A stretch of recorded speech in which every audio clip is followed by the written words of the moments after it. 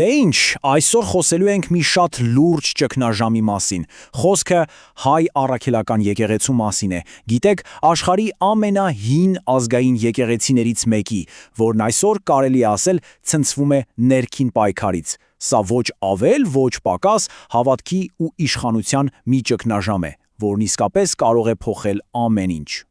Ուրեմն, ինչպես է ստացվում, որ մի սովորական կիրակնօրյա պատարագը հանկարծ դառնում է ազգային ճգնաժամի ազդանշան։ Հենց այս հարցի պատասխանն էլ մենք այսօր կփորձենք գտնել։ Որովհետև գիտեք, պատասխանը թաքնված է տասնամյակների լարվածության, քաղաքական խաղերի ու մի շատ խորը անվստահության մեջ։ Դե եկեք սկսենք հենց սկզբից։ Ամեն ինչի կիզակետում, ինչպես ասացի, մի պատարագ էր։ Պատկերացրեք, Հայաստանի վարչապետը գնում է մի փոքրիկ գյուղի եկեղեցի։ Առաջին հայացքից չէ, կարող է թվալ դե սովորական իրադարձություն է, բայց իրականում դա շատ ավելին էր։ Եկեք մի պահ պատկերացնենք տեսարանը։ Վարչապետը Վայոց ձորում է, մասնակցում է պատարագի։ Ծառայությունը մատուցում է տեղի արքեպիսկոպոսը։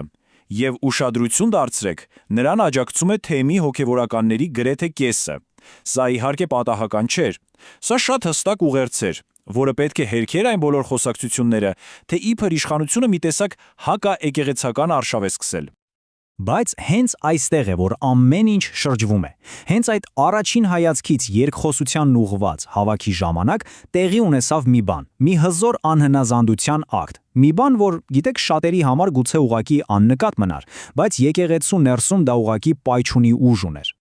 Ուրեմն ինչ էր այդ ակտը։ Տեսեք, հայոց պատարագի կանոններով, եթե հոգևորական աղոթքի ժամանակ դիտավորյալ չի հիշատակում գործող կաթողիկոսի անունը, դա համարվում է մերժման ամենաբարձր, ամենավերջին ակտը։ Սա ուղղակի հայտարարություն է, որ դու նրան այլևս չես համարում հոգևորապես արժանի առաջնորդ։ Վերջ։ Իդեպ պետք է ասեմ, որ սա բոլորովին նոր երևույթ չէ։ Առաջին անգամ այսպիսի քայլի դիմել է Կոստանդինոպոլսի պատրիարք Մութաֆյանը, այն էլ դեռ 2001 թվականին, կաթողիկոսին ուղղակիորեն անվանելով ամբարիշտ։ Բայց այստեղ կա մի շատ կարևոր տարբերություն։ Այսօր բողոքի այս ալիքը բարձրանում է հենց Հայաստանի ներսում, ու դրան միանում են ավելի ու ավելի շատ քահանաներ։ Լավ, հասկանալի է, բայց ինչու։ Ինչու է այս ամենը տեղի ունենում հիմա։ Ինչու են հոգևորականները դիմում նման կտրուկ, նման ծայրահեղ քայլի։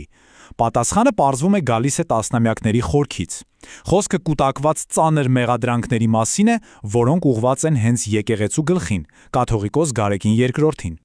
Եվ այս մեղադրանքները, պետք է ասել, բավականին ծանր են։ Ցանկը երկար է։ Սկսած ենթադրյալ համագործակցությունից խորհրդային ՊԱԿ-ի հետ, վերջացրած 1999 թվականի մեղմ ասած կասկածելի ընտրություններով, որոնք ըստ խոսակցությունների ապահովվել են քաղաքական սպառնալիքներով։ Դրան գումարած բարոյական կոռուպցիայի ու հովանավորչության մասին անվերջ մեղադրանքները։ Նույնիսկ ասում են, որ նախորդ եկեղեցական առաջնորդներն են նրան համարել ոչ պիտանի իր զբաղեցրած պաշտոնի համար։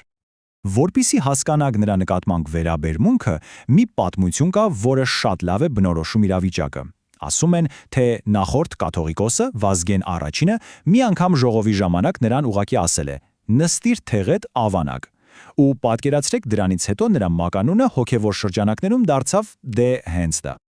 Իսկ ինչ վերաբերում է 1999-ի ընտրություններին, ապա այստեղ մի շատ ավելի լուրջ պատմություն կա։ Պատմում են, որ այն ժամանակվա վարչապետ Վազգեն Սարգսյանը ուղղակիորեն սպառնացել է այլակարծ եպիսկոպոսներից մեկին։ Խոսքերն ըստ պնդումների եղել են սրանք. եթե չընտրեք նրան, քո դիակը հետ կգնա Կոստանդնուպոլիս։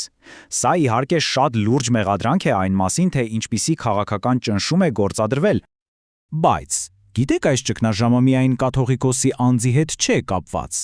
Սա շատ ավելի մեծ պատմություն է Հայաստանում եկեղեցու և պետության հարաբերությունների արմատական փոփոխության մասին, հատկապես 2018-ից հետո։ Եկեք համեմատենք, մինչև 2018 թվականը եկեղեցին կարելի ասել լեգիտիմացնում էր պետությանը։ Այն օրհնում էր նույնիսկ վիճելի ընտրությունների հաղթողներին ու ընդհանուր առմամբ ծառայում էր որպես իշխանության մի տեսակ խորհրդանիշ։ 2018-ից հետո, 2018-ից հետո պատկերը լրիվ փոխվեց։ Նոր կառավարությունը գործում է շատ ավելի ինքնուրույն, իսկ եկեղեցու ղեկավարությունը շատերի կողմից սկսեց դիտվել որպես նախկին ռեժիմի դաշնակից կամ նույնիսկ մնացորդ։ Լավ, այսքանից հետո հարց է առաջանում, իսկ ինչ է լինելու հաջորդիվ, ուր է տանում այս ամենը, ի վերջո ինչ է մտածում ժողովուրդը, եւ ամենակարևորը ինչ է սպասվում հենց եկեղեցուն։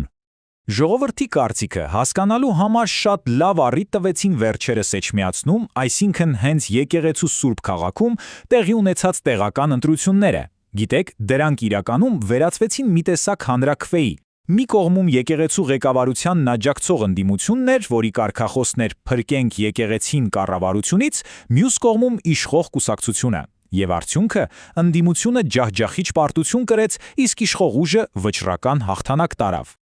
Այս արդյունքի մեկնաբանությունը իրականում բավականին միանշանակ էր։ Սա մարդկանց կողմից կաթողիկոսի քաղաքական միջամտության հստակ մերժումն էր։ Ու սա շատ պարզ ցույց տվեց, թե ինչքան մեծ անդունդ է առաջացել եկեղեցու ղեկավարության ու հասարակ ժողովրդի միջև։ Լավ, եթե ժողովուրդն իր խոսքն ասել է, ուրեմն ուշադրությունը տեղափոխվում է միակ մարմնի վրա, որը կարող է փոփոխություն պարտադրել հենց ներսից, այսինքն բոլորի հայացքներն այժմ ուղղված են դեպի հենց եկեղեցին։ Ուրեմն, ինչպես կարող է այդ փոփոխությունը տեղի ունենալ։ Միակ ճանապարհը եպիսկոպոսած ժողովն է։ Սա այն մարմինն է, որն իրավասու է մարտահրավեր նետել կաթողիկոսին։ Բայց այստեղ էլ մի մեծ բայց կա։ Ժողովը պառակտված է։ Խմբակցությունները տարբեր են։ Ոմանք ուզում են հրաժարական, ոմանք փորձում են ձգձգել, մյուսները գուցե քավության նոխազ են փնտրում։ Իսկ վճռորոշ անվստահության քվեի համար պատկերացրեք անհրաժեշտ է ակտիվ 40-50 եպիսկոպոսների ձայների մեծամասնությունը։ Այսպիսով, ամեն ինչ հանգում է մի պարզ բանի. արդյոք կգտնվեն բավարար թվով եպիսկոպոսներ, որոնք կհամախմբվեն ու մարտահրավեր կնետեն այս ստատուս քվոին։ Կարելի է ասել, որ պայքարը փողոցից տեղափոխվել է եկեղեցու պատերից ներս։